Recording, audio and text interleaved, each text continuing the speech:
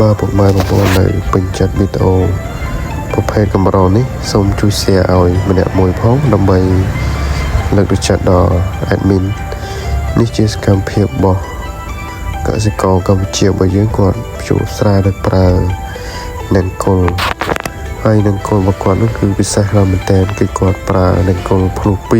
2ហើយសម្រាប់គោរបស់គាត់ឃើញថាដើរមកល្មមបងប្អូនមិនយឺតហើយកុំលឿន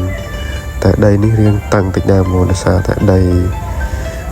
ម្ចាស់របស់គាត់នឹងទុកចោលដូចជាមួយឆ្នាំហើយគាត់អឡ័យតែលវលចូលរោងចក្រហើយគាត់ទុកដីចោល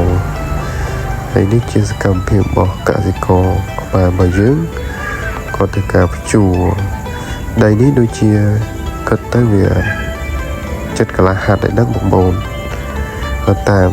មើលភិនភាគទៅដីនោះពីរខាងបងដីស្រែគាត់ថាស្រែតែមួយមិនគាត់ម្ចាស់តែមួយទេតែគាត់ថាគាត់ដាក់ជាពីរវាយចេញពីស្រែ2លើភ្លើង2ចឹងទៅក៏បានស្រែ2ទៅហើយការភ្ជួរនេះគឺចាប់ផ្ដើមភ្ជួរម៉ោង6ហើយទេដោយសារតែផ្លូវឆ្ងាយបងគាត់មកពីត្រៃមកខាងនោះទៀតហើយគាត់នៅភូមិផ្សេងទេហើយជួរនឹងក៏ភូមិផ្សេងដែរហើយតែសភាពស្មាតនេះឃើញថាស្អាតតែបងប្អូនគឺម៉ោង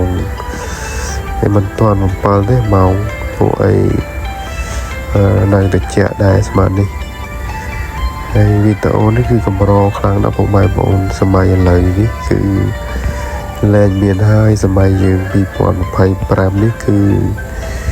មានដែរជួនកាលនោះមកស្រុកមានមួយអីទេស្រុកមានមួយមានពីរចឹងទៅណា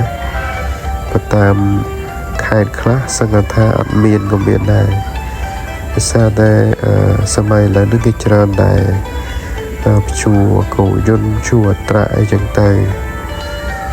គោយន្តឥឡូវគេលែងចង់ភ្ជួរទេគេភ្ជួរតែអត្រាទេបងហើយនេះជាការងារមួយដែលបញ្ជាក់អំពី